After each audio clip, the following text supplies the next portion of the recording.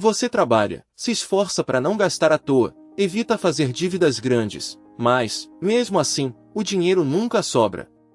E o mais frustrante, você olha para sua rotina e não vê nenhum erro claro. Parece que você está fazendo tudo certo, mas continua no vermelho. A verdade é que, muitas vezes, não são os grandes gastos ou os altos salários que definem quem progride financeiramente. São os hábitos pequenos. Os comportamentos quase invisíveis. Aqueles que parecem inofensivos, mas que, somados, drenam o seu dinheiro sem você perceber. Esse vídeo é sobre isso, 5 atitudes que parecem normais, até responsáveis, mas que estão te deixando mais pobre todo mês. E o pior? Você provavelmente nem percebe que está fazendo. Vamos direto ao ponto com o primeiro comportamento: evitar olhar para os números para não se estressar. Muita gente acredita que ignorar o problema é uma forma de manter a paz mental. E isso até parece funcionar, por um tempo. Você evita abrir o aplicativo do banco, não quer olhar o extrato, deixa para depois aquela planilha de controle, e vai levando. Vai pagando as contas conforme elas aparecem, tenta não gastar demais, e torce para dar certo. Só que isso não é paz. É uma bomba relógio. E quando estoura, sempre estoura mais forte do que deveria. Esse comportamento nasce da tentativa de fugir do desconforto. Olhar os números significa encarar a realidade. E para muita gente, a realidade é dura. Só que tem um detalhe: fugir não muda os fatos. Só adia as consequências. E quanto mais tempo você evita olhar para a sua situação financeira, maior fica o buraco. Um pagamento que venceu sem você ver. Uma assinatura automática que continua comendo o limite. Um cartão que estourou sem aviso. Tudo isso acontece quando você tira os olhos do que importa. E aqui tem um ponto importante: não saber quanto você tem ou quanto já gastou não tira o problema da sua frente. Só tira sua capacidade de agir. É como dirigir um carro com o painel coberto. Você até pode seguir por alguns quilômetros. Mas uma hora vai faltar gasolina, o motor vai esquentar demais ou você vai bater, porque estava dirigindo às cegas. Quem não olha o próprio financeiro está fazendo exatamente isso. Um exemplo prático: imagine alguém que ganha R$ 2.200. Essa pessoa tem algumas contas fixas, compra o básico, evita luxo. Mas não sabe exatamente o que entra e sai. Vai gastando conforme sente que pode. No meio do mês, se assusta com o saldo. Vai ao mercado e vê que não tem o suficiente. Paga o mínimo do cartão, pega um empréstimo, atrasa o aluguel. E o que ela pensa? O mês foi puxado demais. Quando, na verdade, ela só não viu o rombo se formando antes. Esse padrão é mais comum do que parece. E muitas vezes vem de uma crença que precisa ser quebrada: a ideia de que controlar dinheiro dá trabalho demais. Não dá. O que dá trabalho, e muito, é viver apagando incêndio todo mês. Organizar suas finanças pode levar 30 minutos por semana. Mas apagar os prejuízos de um mês inteiro de descuido pode levar anos. E o pior, te tira a sensação de controle, te coloca num modo reativo, onde tudo vira urgência. Isso consome sua energia, seu foco, sua saúde mental. Para quebrar esse comportamento, a primeira coisa é aceitar que controle não é castigo. É ferramenta. É aliada. Você não olha os números para se punir, você olha para tomar decisões melhores. E isso muda tudo. O ideal é ter uma rotina fixa, toda segunda, ou toda sexta, ou o dia que funcionar para você. Separe 15 a 20 minutos para olhar o saldo, ver o que saiu, o que ainda vai sair, e o que pode ser ajustado. Só isso já muda o jogo. Porque te tira do susto e te coloca na frente. Não é sobre virar um especialista. É sobre saber o que está acontecendo com o seu dinheiro antes que seja tarde. Outro ponto: use ferramentas simples. Um caderno, uma planilha básica no Google Sheets, ou até mesmo o bloco de notas do celular. O que importa é criar o hábito de registrar e revisar.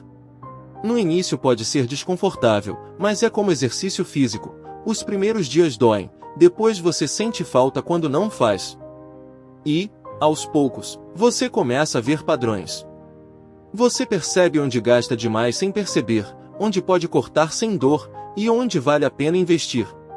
Por fim, vale uma reflexão: quanto custa, hoje, a sua falta de controle? Quantas vezes você pagou juros sem necessidade? Quantas oportunidades perdeu por não saber quanto tinha? Quantas vezes o desespero te levou a tomar uma decisão errada?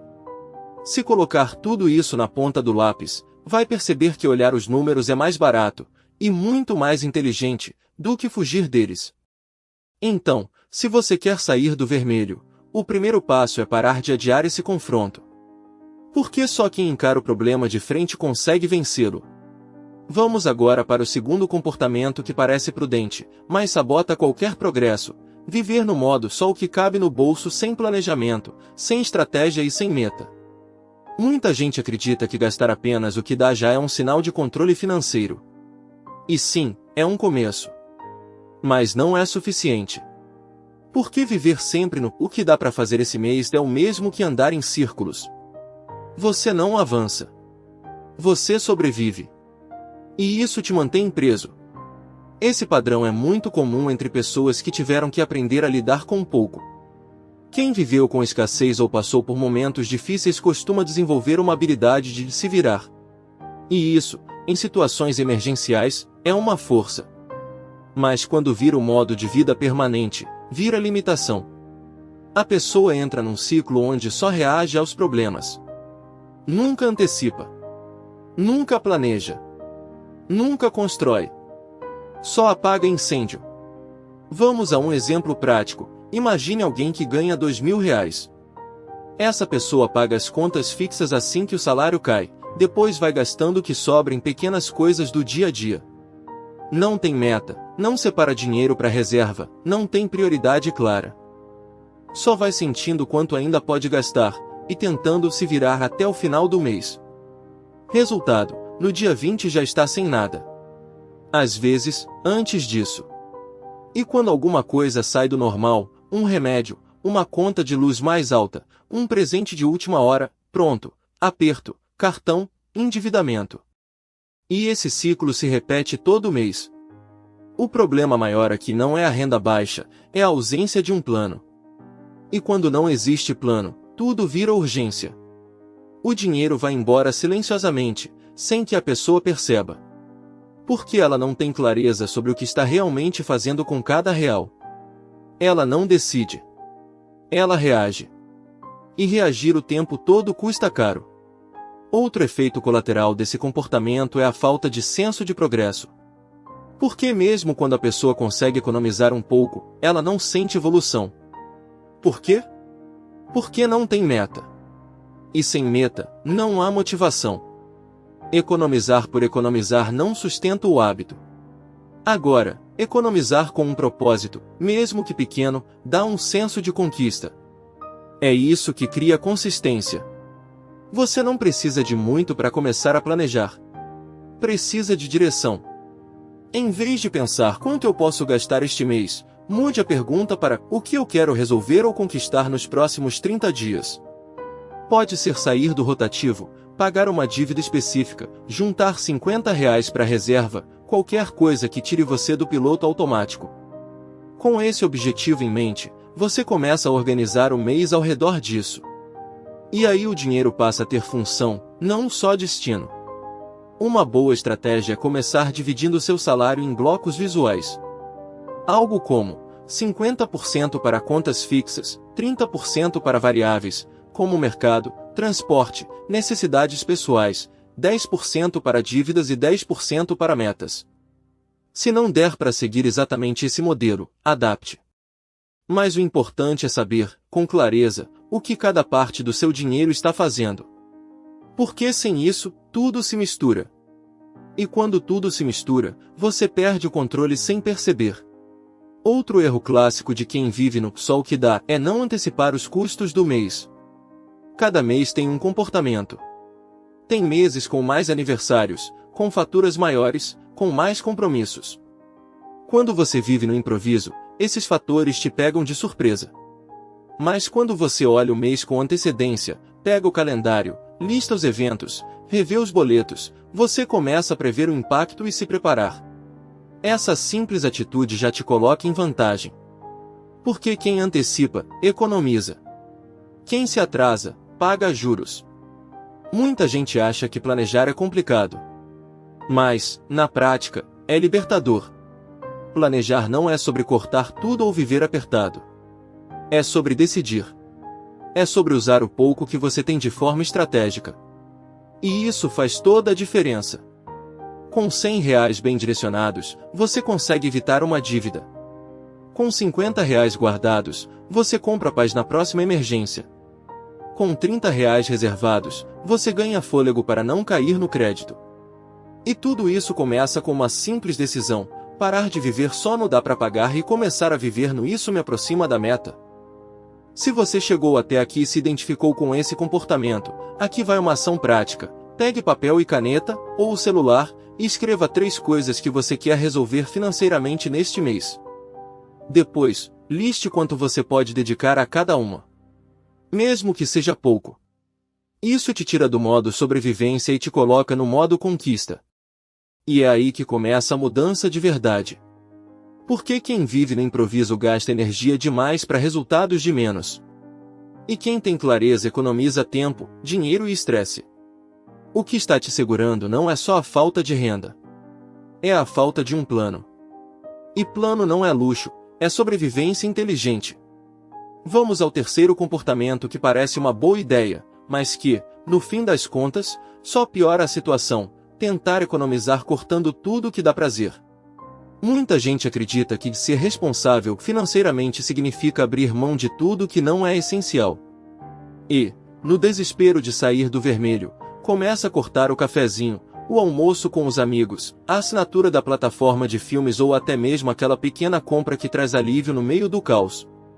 Só que esse corte radical não resolve o problema, ele só te esgota mais rápido. Esse comportamento nasce de uma lógica emocional: se eu estou endividado, não tenho direito de me dar nada. É uma tentativa de punição disfarçada de economia. Mas economia não é castigo. E cortar o que dá prazer, sem critério, é um dos maiores sabotadores de qualquer planejamento financeiro. Por um motivo simples: o cérebro não sustenta mudanças que causam dor o tempo todo. Ele vai resistir. Vai sabotar. Vai buscar formas de compensar. Você já deve ter passado por isso, ou conhece alguém que passou. Passa a semana inteira se privando de tudo, tentando economizar ao máximo, sendo rígido. Mas no sábado, bate o estresse, a vontade de escapar. E aí vem o merecimento, um gasto por impulso, uma compra emocional, um jantar caro. E pronto. Todo o esforço da semana vai por água abaixo. E o sentimento que vem depois? Culpa. A mesma que gera mais rigidez, mais privação, e o ciclo se repete. Isso não é controle. É auto-boicote. O ponto não é manter tudo que dá prazer.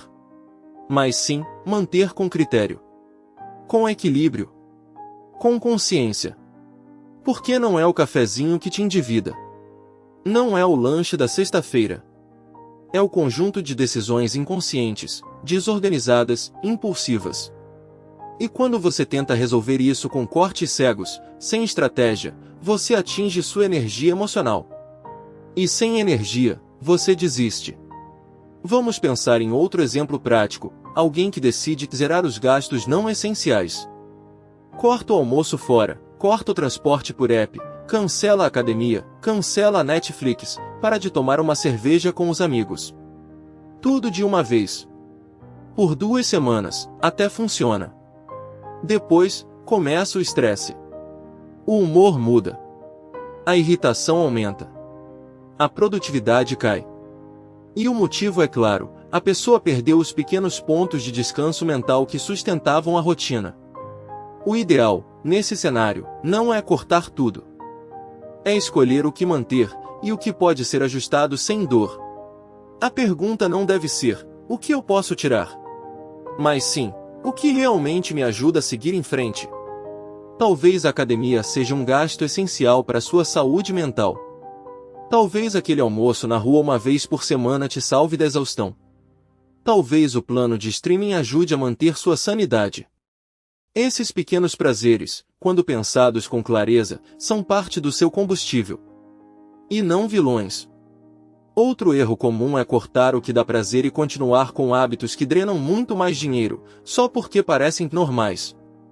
Parcelamentos mal pensados, assinaturas que você esqueceu de cancelar, juros rotativos, gastos com status ou vaidade para os outros. Esses comportamentos, sim, destroem sua vida financeira. Mas como não mexem com sua rotina emocional de forma tão direta, muitas vezes passam despercebidos. Por isso, a estratégia mais eficiente aqui é categorizar seus gastos com base no impacto emocional e financeiro.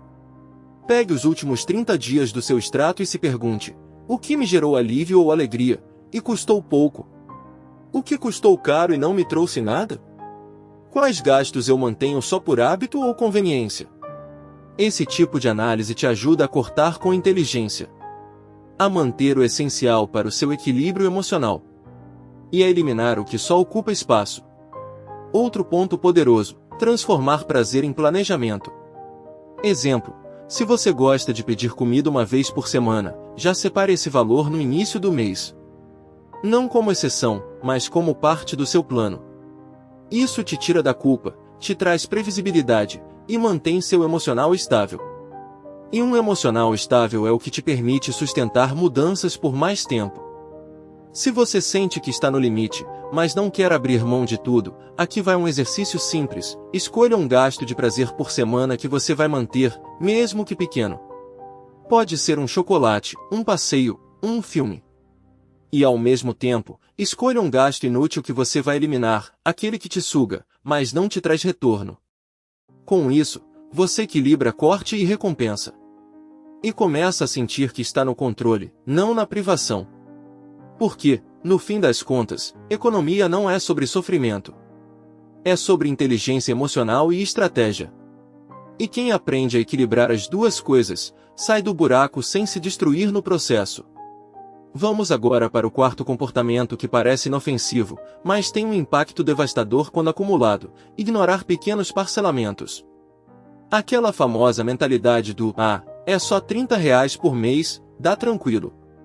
E realmente, um só pode até dar. Mas o problema é que não vem um só. São 2, 3, 5, 8. E quando você se dá conta, metade do seu salário já está comprometida com parcelas pequenas, que somadas viraram uma bola de neve. Esse comportamento é tão perigoso porque passa despercebido.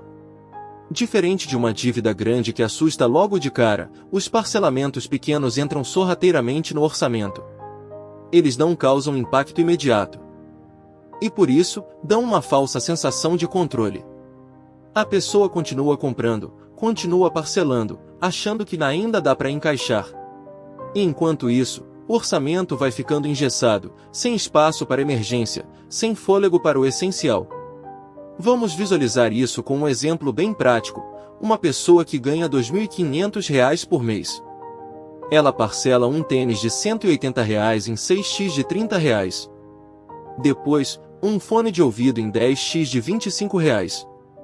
Depois, uma compra no mercado parcelada em 3x de R$ 120.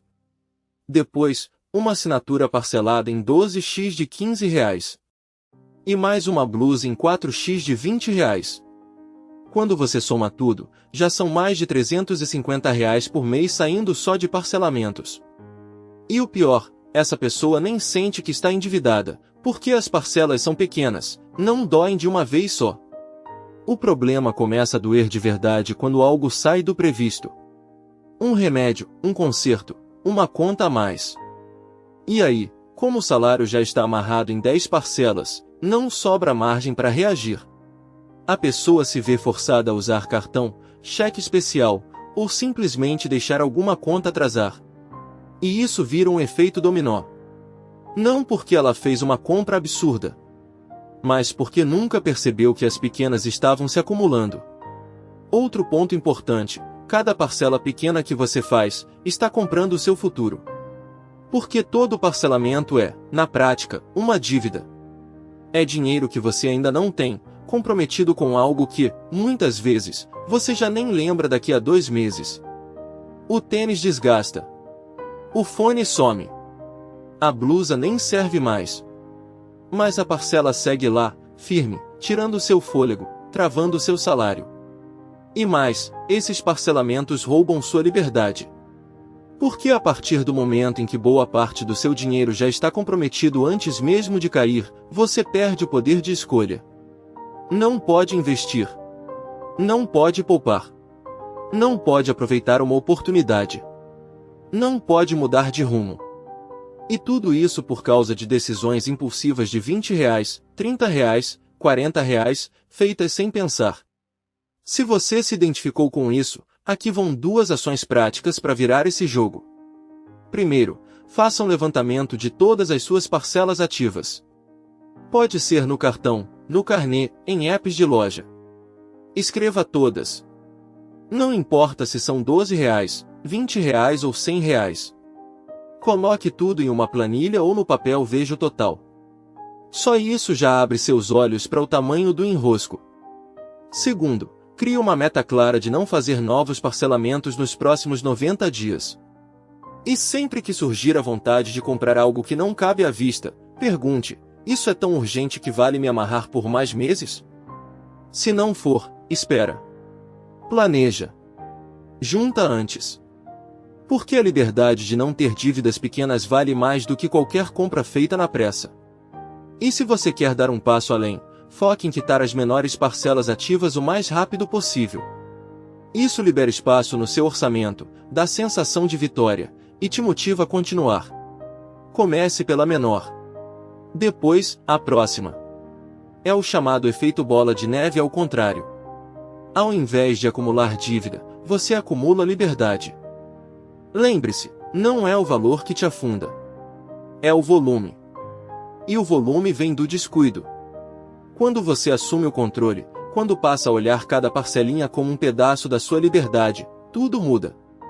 Você para de aceitar qualquer compromisso mensal como algo leve. E passa a valorizar cada centavo que ainda está nas suas mãos. No fim das contas, o que está te travando não são grandes dívidas. São pequenas correntes invisíveis que você mesmo foi colocando ao longo dos meses. E a boa notícia? Você também pode começar a soltar uma por uma, a partir de agora. Chegamos ao último ponto. E talvez esse seja o mais silencioso de todos, o mais comum e o mais ignorado: não acompanhar seu dinheiro com frequência. Parece simples demais para ser um problema, né? Mas é justamente aí que mora o perigo. A maioria das pessoas acredita que tem noção do quanto gasta, que lembra mais ou menos os valores, que sabe quando está sobrando ou faltando. Só que quando a realidade chega, na forma de uma conta esquecida, uma taxa inesperada ou um cartão estourado, a verdade aparece: você não tem controle, você tem achismo. Não acompanhar o próprio dinheiro é o equivalente a dirigir um carro com o painel quebrado. Você até pode estar se movendo, mas não tem ideia da velocidade, da temperatura, do combustível. E aí, quando o motor ferve ou o carro para, parece surpresa. Mas na verdade, era só questão de tempo. A diferença é que, com o carro, você corre para consertar. Com o dinheiro, muita gente segue empurrando até travar tudo. O mais curioso é que esse comportamento vem, muitas vezes, de um lugar emocional. Tem gente que evita olhar para o extrato porque tem medo do que vai ver. Não quer encarar a realidade. Prefere fingir que tá tudo certo, até que não esteja mais. É um tipo de fuga. Só que fugir da verdade financeira é correr em direção ao caos. Não importa quanto você ganha, se você não acompanha, você não controla. E se você não controla, o dinheiro vai embora pelas mãos sem que você perceba. Outro ponto comum: pessoas que olham só o saldo, mas não sabem para onde o dinheiro foi. Elas veem que tem R$1.200 no dia 10, acham que tá tranquilo, e seguem gastando. Mas não lembram que ainda faltam pagar 3 contas, a parcela do cartão, a recarga do celular e o gás que tá acabando. No dia 20, o dinheiro sumiu. E a sensação é de injustiça: mas eu nem gastei com nada. Só que gastou. Com tudo. Só que sem perceber. Por isso, o antídoto é simples e poderoso: registrar. Anotar. Acompanhar. Não precisa ser complicado. Pode ser em um caderno, em uma planilha, em um aplicativo. O importante é ter o hábito de olhar para o dinheiro toda semana. Saber o que entrou, o que saiu, o que ainda vai sair. Criar clareza. E essa clareza muda tudo. Quando você acompanha, você começa a ver padrões. Percebe onde está gastando mais do que acha. Enxerga os furos invisíveis. Consegue prever apertos antes que eles aconteçam. E o mais importante, começa a sentir que o dinheiro está sob seu comando. Não é mais ele que te empurra. É você que conduz. Quer um exemplo? Um cara que ganha R$ 2.000 por mês e gasta R$ 30 por dia em coisas pequenas, um lanche, um app, uma ida rápida ao mercado. Parece pouco, né? Mas são R$ 900 por mês. Se ele não acompanha, esse valor escapa sem dor. Se ele anota, percebe o rombo. E com isso, consegue ajustar. Talvez troque um gasto, elimine outro, limite um terceiro. Só o fato de saber já cria uma reação. Já liga o alarme da consciência. Outra vantagem de acompanhar o dinheiro é que você começa a planejar melhor. Em vez de reagir ao que acontece, você começa a se antecipar. Sabe que no dia 25 vence a conta de luz. Que no dia 10 tem o cartão. Que em agosto tem o IPVA. Isso te dá tempo. Te dá preparo. Te dá alívio. Porque o dinheiro não vira mais uma bomba relógio. Vira uma ferramenta. E quando o dinheiro vira ferramenta, você começa a construir, não só sobreviver. Se você nunca teve esse hábito, comece simples. Anote tudo o que gastar hoje. Amanhã, faça de novo. E depois? Em uma semana, você já vai ver onde pode melhorar. Em um mês, vai descobrir de onde vem o sufoco. Em 3 meses, você vai estar tomando decisões muito mais inteligentes. Porque o cérebro começa a trabalhar com dados reais, não com achismos. E para encerrar, aqui vai uma pergunta poderosa. Se hoje você não sabe exatamente quanto gasta, quanto entra e quanto sobra, como você vai sair do buraco? Não tem como. É como tentar emagrecer sem saber o que come. Tentar economizar sem saber onde o dinheiro vai. É andar no escuro. Então, se tem uma coisa que pode mudar sua vida financeira, sem ganhar mais, sem fazer milagre, sem cortar tudo, é isso: acompanhe o seu dinheiro. Toda semana. Sem vergonha. Sem medo. Com coragem. Porque essa simples atitude te tira do automático. E coloca você no controle da sua própria história.